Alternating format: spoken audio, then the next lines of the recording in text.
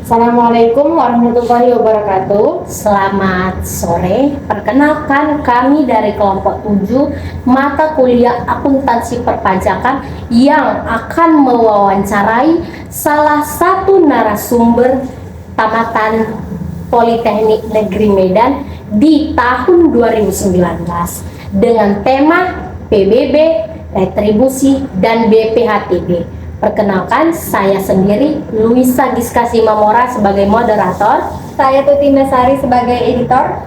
Saya Siti Nur Aziza sebagai kameramen. Berikut video cuplikannya.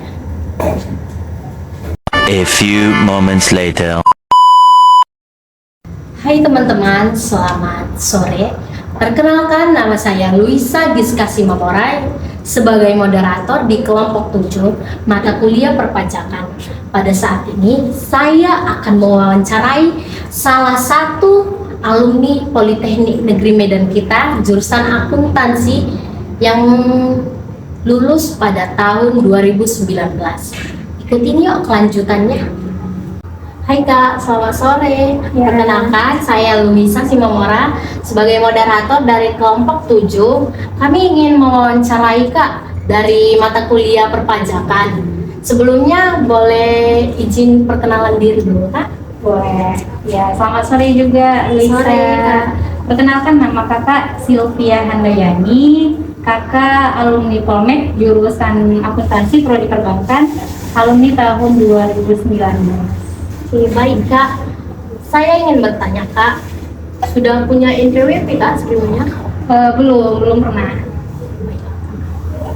Kakak dulu pernah mendapatkan mengenai pajak itu? Pernah sih dulu waktu kuliah di Polmek, pernah belajar pelajaran pajak Kalau boleh tahu di semester berapa ya? di semester 5. Semester 5. Baik, terima kasih Kak. Kak, pada saat ini kami akan mewawancarai, saya sendiri akan mewawancarai tentang pajak yang topiknya tentang PBB ya Kak. Saya akan bertanya, bagaimana ya Kak pendapat Kakak mengenai PBB ini Kak? Kalau boleh tahu gimana? PBB ya, PBB itu kan pajak bumi dan bangunan ya. Ya, betul Kak. Sepengetahuan kakak, PBB itu pajak yang dibayarkan oleh objek pajak ketika dia membeli tanah atau membeli bangunan, baik itu kayak rumah ataupun ruko atau pokoknya bangunan lah. Tapi pembayaran pajaknya itu hanya di awal belinya saja gitu. Misalnya kita mau beli tanah nih, udah di awal pembelian tanah tuh ada perhitungan pajaknya gitu. Kayak kita mau beli bangunan nih di kota, itu ada pembayaran pajaknya di awal. Itu sih pengetahuan kakak tentang pajak bumi dan bangunan. Oke, baik Kak, terima kasih. Selanjutnya, ini ada Kak pertanyaannya, apakah Kakak pernah membayar PBB? Sejauh ini belum ya. Sejauh ini belum pernah membayar PBB karena belum pernah beli rumah.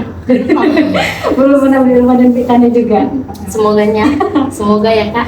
Amin. Amin. Selanjutnya ini Kak, saya akan bertanya tentang topik yang retribusi. Ini kan yang pertama ada pertanyaannya, apakah pelayanan yang diberikan oleh pemerintah sudah maksimal menurut Kakak sendiri? Retribusi ya. Iya. Jadi kan retribusi itu dia hampir sama seperti pajak. Bedanya kalau pajak itu dia sifatnya wajib, tapi kalau retribusi itu dia sifatnya tergantung situasi dan kondisinya gitu. Misalnya kayak retribusi pembayaran parkir atau e-tol gitu. Ketika kita mau menggunakan jasa e-tol itu, baru kita membayar jasanya gitu, bayar biaya e-tolnya gitu. Atau kita mau menggunakan jasa parkir gitu. Jadi kita bayar tuh. Nah, itu contoh dari retribusi yang kakak ketahui gitu. Kalau untuk tadi pertanyaan apa? Ini pertanyaannya, apakah pelayanan yang diberikan oleh pemerintah sudah maksimal menurut Kakak? Menurut kakak sih belum terlalu maksimal sih deh. Karena yang kakak lihat itu untuk retribusinya itu belum tersalurkan secara merata gitu.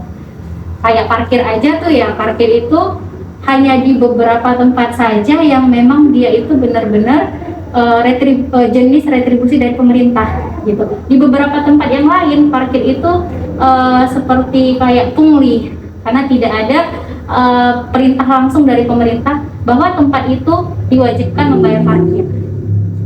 Baik Kak, terima kasih. Pertanyaan kedua Kak, di sini sesering apa Kakak menggunakan jasa retribusi parkir itu Kak? Sering sih ya. Sejauh ini kalau kita mau ke Indomaret, kita mau ke bank, kita mau ke rumah sakit bahkan sekarang itu udah mulai diberlakukan biaya parkir. Gitu.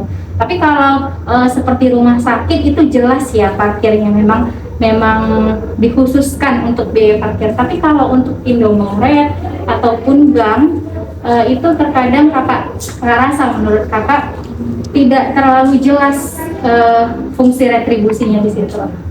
Baik Kak, terima kasih. Apakah kakak keberatan dengan tarif yang ditentukan? Sejauh ini tidak sih. Berarti masih aman aja Masih ya? aman. Iya. Baik Kak, terima kasih. Jadi kakak setuju nggak diadakannya retribusi? Setuju. Ya. Karena retribusi itu juga untuk menambah pendapatan negara kan selain Ya, pajak gitu. Jadi kalau kita belum bisa membayar pajak ya kita bisa lah membayar retribusi. Dan semoga retribusi di negara kita ini lebih merata. Kasih Kak. Selanjutnya Kak, ini topik yang ketiga itu tentang BPHTB atau Bea Peroleh Hak Atas Tanah dan Bangunan. Apakah kakak pernah mendengar? Pernah sih, tapi tidak terlalu sering dan tidak terlalu mendalaminya. Baik. Saya akan bertanya Kak tentang BPHTB ini. Nah, sekarang kan ada BPHTB online. Menurut kakak dengan diadakannya BPHTB online ini efektif nggak untuk kedepannya? Sejauh ini ya untuk BPHTB online ini cukup membantu objek pajak untuk membayar pajak gitu kan. Tapi kalau hanya dibiarkan saja tanpa dievaluasi gitu kan oleh badan pajaknya sendiri, yang ada nanti makin tinggi kasus penghindaran pajak dari objek pajak itu sendiri gitu. Sebenarnya BPHTB online ini mempermudah objek pajak dalam membayar pajak. Jadi masing-masing objek pajak itu nggak perlu lagi ke kantor pajak, cukup dengan mengurus online saja gitu kan. Tapi dengan seperti itu kalau tidak dievaluasi akan semakin banyak kasus-kasus penghindaran pajak dari objek pajak tersebut. Baik Kak, terima kasih atas jawabannya. Yang ini Kak, pertanyaan nomor 2. Boleh nggak kakak minta sarannya apa untuk BPHTB online ke depannya Kak? Saran dari kakak mungkin ya diperbagus lagi aplikasinya, lebih transparan, lebih clarity, dan badan pajaknya juga meskipun sudah ada aplikasi tetap terus mengevaluasi dan tetap kalau bisa tuh mengunjungi objek pajaknya gitu. Jadi ini tahu nih objek pajaknya, jangan nggak dikunjungi gitu. Kita tetap harus mengunjunginya dengan catatan mereka tetap membayar sendiri melalui online. Begitu. Baik Pak, terima kasih. Sekarang kami mewawancaranya sudah selesai. Makasih ya Kak atas kesempatan waktunya telah memberikan ruang untuk kami.